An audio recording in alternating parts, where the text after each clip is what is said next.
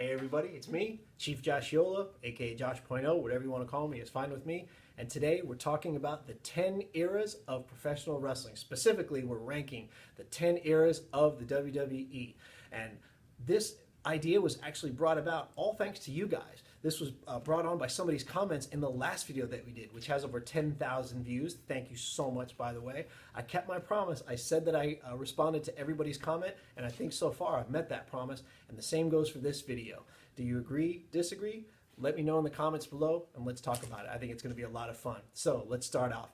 Number 10. Now, keep in mind, some of these names and the years or stuff like that are just based on my best guess, my best estimation. Some are kind of universally accepted, and other ones, I just wanted to pick a good name for the era and pick my best guess for the year. So, number 10, I'm calling it the prehistoric era, the Capital Wrestling Corporation. This was back in from 1952 to 1963. This is the seeds of everything, the foundation on which the WWE was built. Vince McMahon's grandfather is the one who built this. This involves a lot of old timers, names that you may not hear very often, guys like Lou Thesz, Nature Boy Buddy Rogers, who Nature Boy Ric Flair pretty much modeled his entire image after. But this is a time when professional wrestling was treated more like the mafia, where you had the 5 families and they each controlled a different territory. And wrestlers, they wrestled in their territory, and if they wanted to go into another one, then they all had to meet together and they talked about it and stuff. And it was taken very, very seriously. But it wasn't very well known. Outside of the territories themselves, there was no global, certainly no international knowledge of these guys. And remember this, there were no television advertisements, there wasn't anything like that. So it was very regional in that way, but it had to lead to something, and thankfully it did. Number 9, the PG era from about 2008 to 2014. I know everybody really dogs on this era as the worst, absolute worst, but you have to remember, this era came in the wake of the horrific Chris Benoit incident where he murdered his wife and his son and then killed himself. The WWE had a huge steroid scandal on their hands that they were trying to settle. And then Linda McMahon was also running for the Senate. So you compile all of this stuff together onto Vince, and he had to do something. He simply couldn't keep going with the kind of edgy programming that they had been doing for the last few years, almost the last decade prior to this. So he needed to make some kind of change. And so they brought in more babyface angles, and they just tried to tone it down a little bit. But I think the roller coaster had been going at such a fast pace for so long, this sudden slowdown seemed odd. And so to a lot of fans who had gotten used to something that we had seen before, they weren't ready for it, and they weren't comfortable with it. And we did get a few good matches here and there, but for the most part, people would rather forget about this era. Number 8. The WWF era. This was the Worldwide Wrestling Federation from about 1963 to when I was born, 1979. There's a little bit of respect for guys in this era, like Superstar Billy Graham and Bob Backlund and Bruno Sammartino. Obviously, these guys were Hall of Famers and things like that, and they got to lead into a lot of things.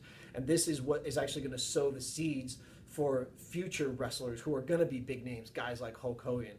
This is where the WWF is starting to find its identity. It's starting to put an end to the regional squabbles that they had in previous promotions, and they're starting to cross over, and people are starting to compete in other areas around the country and starting to make their names known to different people, and it's starting to build up an audience. And ultimately what Vince wanted to do, and what he does in a later era, is he wanted to unify all these territories and become one instead of everybody kind of being their own boss. He wanted to be the boss of everybody. Number 7, we had the Invasion from 2001 to 2002.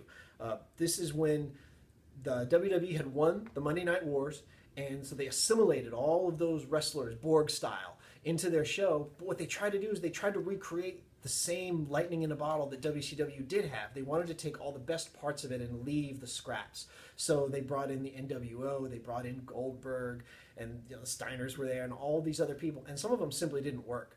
They didn't mesh well because the roster became so crowded.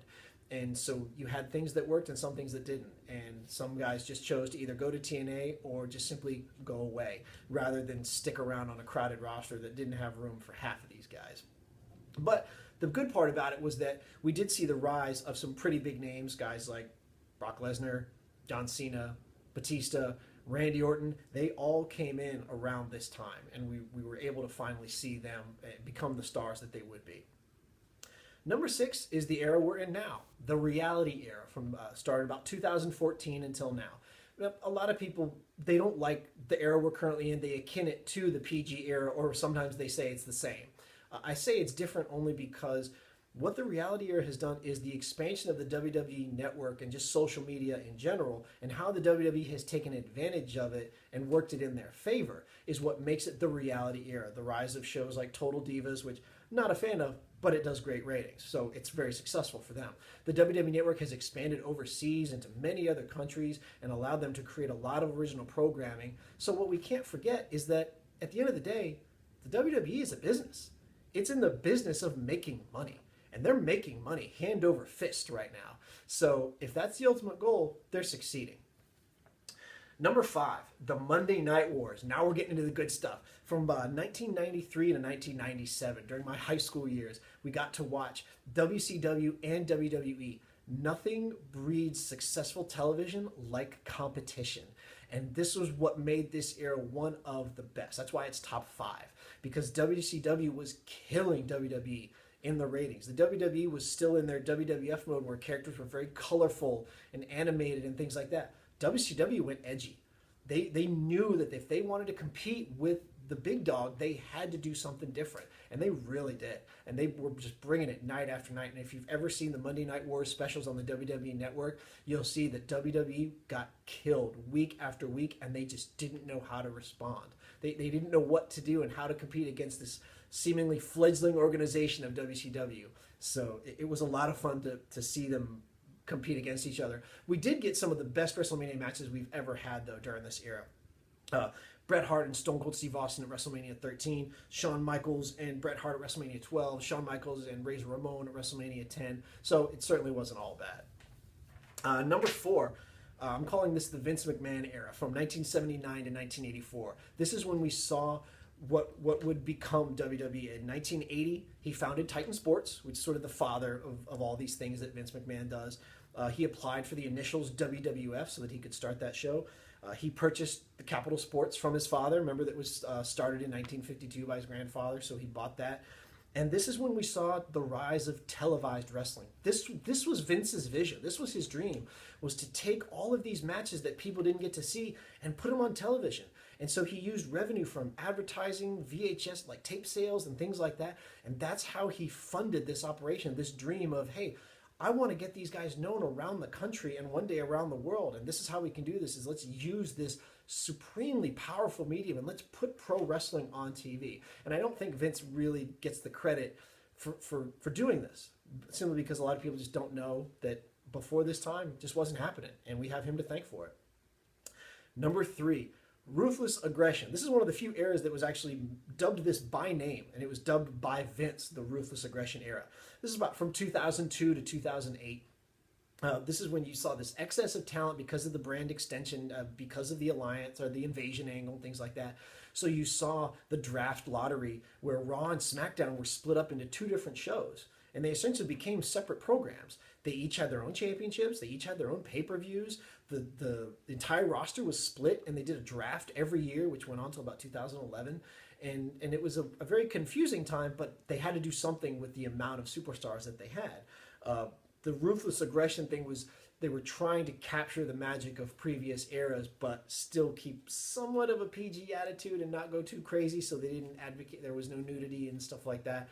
So we were getting a sort of a watered down version of it, but we got some fantastic matches, and that's John Cena's rise to popularity, and this is where that really came into play. Number 2 is the Golden Age. The Golden Age is from 1984 to 1993. This is the age what a lot of people identify with. When they think pro wrestling, they think of guys like Hulk Hogan. They think of Macho Man Randy Savage. They think of guys like some of my favorites, Rick Rude, people like that. This is all the Golden Age. We had Hulk Hogan, who came in 1983, is when he really became a part of the WWF. And then a few months later, I think in January of 1984, he beat the Iron Sheik for the first of his 6 WWF titles. And that showed just how much Vince had faith in him. Now, he had met Hogan back in '79. He knew who Hogan was. But Hogan had wrestled in New Japan. He wrestled in a couple other promotions. And Vince saw a lot of potential in him as a showman. And he wanted him to be the face of this new thing he had made called the WWF, the World Wrestling Federation. And he sure enough did. He did it by giving him the belt, and he would hold on to that thing for a really long time. And this is also when we saw the very first WrestleMania, and Vince had so much faith in Hogan. Hogan main evented 8 of the first 9 WrestleManias. So if people get tired of John Cena, just think about, okay, what if you were living back in those days? But back then, everyone loved Hogan. He was the WWF. He was the show, and he was such a good showman, he was able to carry the whole thing. But this is where we would see WrestleMania become the global phenomenon that it is today, until eventually Hogan's ego got the better of him, and then in '93, he jumped ship and went to WCW. And, well, we know how some of that turned out. And, drum roll please, the one everybody knows, this one, the one we haven't mentioned yet. Of course, it's the Attitude Era, which I said goes to about 97 to 2002. I think for a lot of wrestling fans, especially people my age, this was their absolute favorite era simply because it was Raw is War. It was WWE unhinged. It was no holds barred. It was everything. It was the apex of the Monday Night Wars. It's the turning point. In '97, this is when WWE finally found their footing. They found something. They found stars in Stone Cold Steve Austin and The Rock, and they were able to channel all that energy and do edgy programming with DX. Like when DX would drive to the arenas, the WCW was taping in and yell at him. I mean, that was unprecedented. They didn't do that. Nobody did that before, but they did. They did stuff that no one was doing in this competition and making it very public that they were competing with WCW, and they were going to do whatever was necessary to get back into the ratings and get back on top. And man, did they ever. It was so popular that they put WCW and ECW out of business. So whatever they did, all of these things that worked, and again, I highly recommend you watch the Monday Night Wars videos on the WWE Network when you get a chance, because it's a really great example of how these seemingly fun businesses like professional wrestling is taken very seriously, and the kinds of things that they will decide, hey, we got to do something if our business wants to survive. So thankfully, they made all the right, at least most of the right decisions, and it led to some fantastic programming. It led to a lot of teenage boys getting some satisfaction from some of the stuff we saw with the ladies of the WWE and the WWF at the time. And then some of the matches, we got some of the best matches we've ever had. And then, of course, some of the greatest stars we've ever had. Merchandise sales were at an all-time high for them during that period. And it became cool during the Attitude Era to be a wrestling fan. Because at previous eras, you couldn't talk about wrestling in school. You couldn't talk about wrestling the way you can now. And remember, this is pre-internet, stuff like that. And so finally, for the first time in a long time, being a wrestling fan was acceptable. And that was a lot of fun. So, do you agree with my list? What do you think the order should be? If you agree, disagree, leave it in the comments below. And I swear I'll respond. I've done it in the past, and I will do it for this one. As always, thank you so much. Follow me on Twitter at Chief Joshiola. You can also look and follow all the articles that I and my many other talented writers will write on dailyddt.com.